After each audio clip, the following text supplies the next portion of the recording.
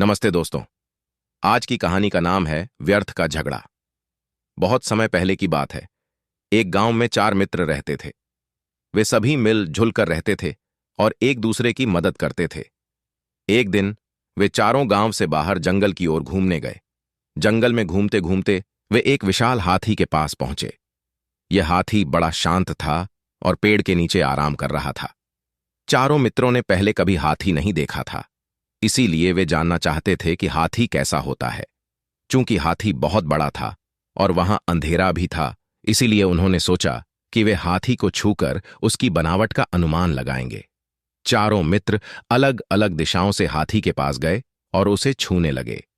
पहला मित्र हाथी की सूंड को छूता है और कहता है, अरे, हाथी तो एक मोटी रस्सी की तरह है। दूसरा मित्र जिसने हाथी के पैर को छुआ बोला, नहीं, हाथी तो एक बड़े खंभे जैसा है। तीसरा मित्र जिसने हाथी के कान को छुआ था बोला, तुम दोनों गलत हो, हाथी तो बड़े पंखे की तरह है। चौथा मित्र जिसने हाथी की पूंछ को छुआ था बोला, तुम सबकी बातें बेकार हैं, हाथी तो बस एक पतली रस्सी जैसा होता है। चारों मित्र अपनी अपनी बात पर अड़े रहे और बहस करने लगे।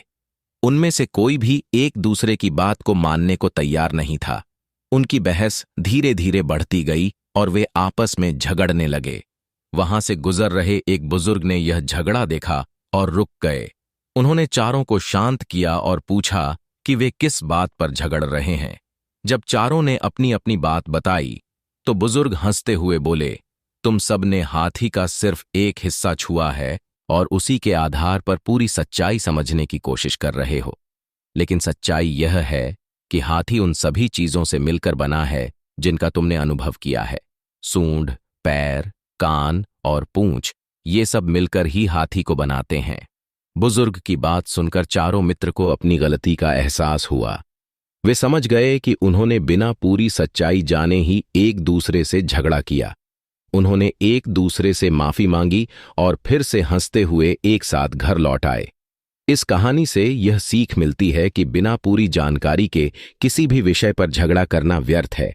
हमें पूरी सच्चाई को समझने की कोशिश करनी चाहिए, तभी हम सही निर्णय ले सकते हैं।